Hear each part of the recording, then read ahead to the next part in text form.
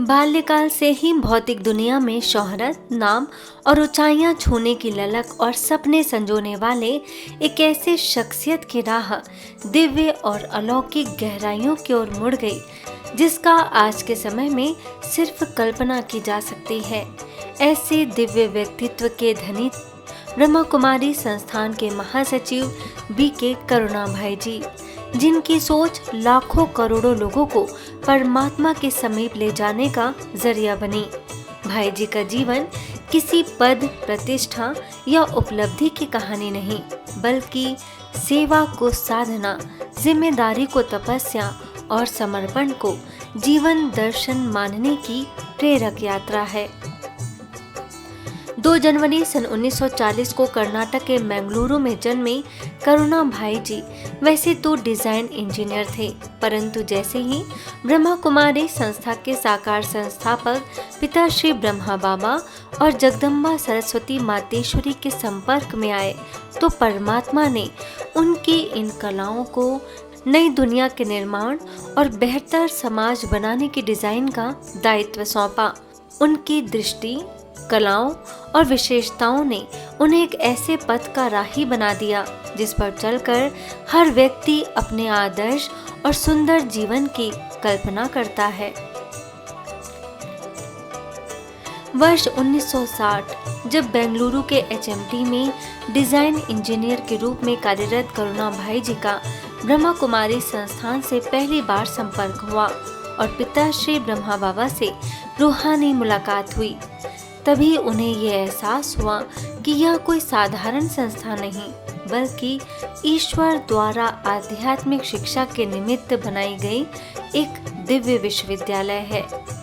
यह दिव्य अनुभूति जीवन की दिशा बन गई और फिर आप दक्षिण भारत की धरती पर आध्यात्मिक सेवा के विस्तार में अग्रदूत बने। कर्नाटक, तमिलनाडु, केरल और आंध्र प्रदेश जैसे हर स्थानों पर आपने ईश्वरीय संदेश को सरलता और प्रेम के साथ पहुंचाया।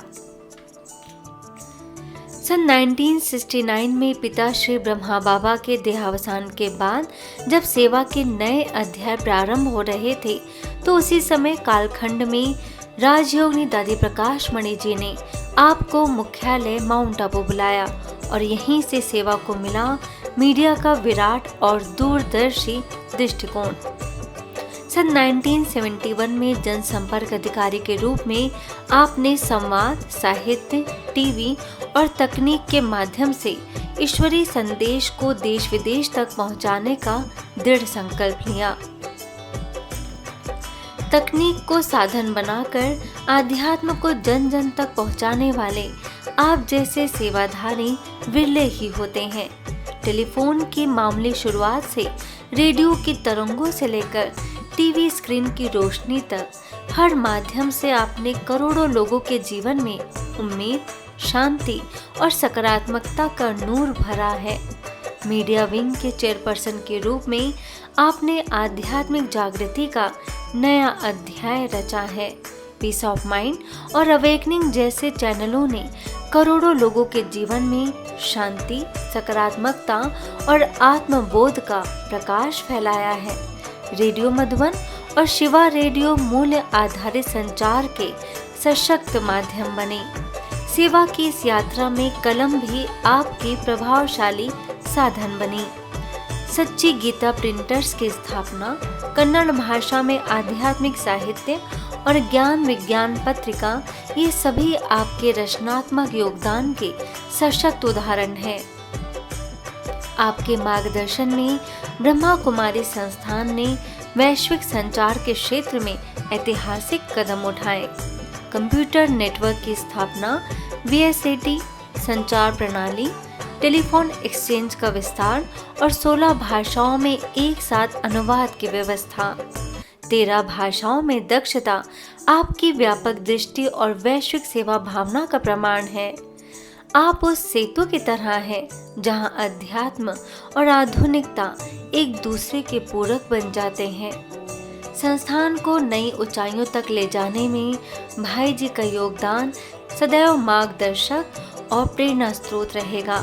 आपका समर्पण भाव लाखों आत्माओं का स्नेह, सम्मान और दुआएं दिलाता है। वर्तमान समय में आप ब्रह्मा कुमारी संस्थान के महासचिव के पद पर सुशोभित हैं। पद बड़ा है, दायित्व विशाल है, फिर भी सादगी आज भी आपकी सबसे बड़ी पहचान है। 50 से अधिक वर्षों की राजयोग साधना और मूल्यनिष्ठ जीवन शैली ने आपको केवल सिर्फ प्रशासक ही नहीं, बल्कि अनेक आत्माओं का मार्गदर्शक भी बनाया है।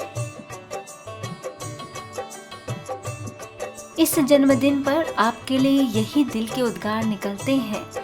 समर्पण की पहचान बने, सेवा जिनकी साधना, संगठन की शक्ति बने, हर क्षण जिनकी भावना, रूहानी रोशनी का स्तंभ बन जग को राह दिखाए, अंधकार में भी आशा के लाखों दीप जलाए।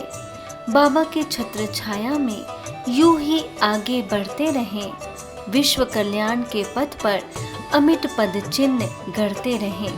भाई जी, बाप दादा की छत्र छाया, दादियों का आशीर्वाद और परिवार का स्नेह सदा आपके साथ रहे, यही इस जन्म दिवस पर हम सभी की शुभकामनाएं हैं।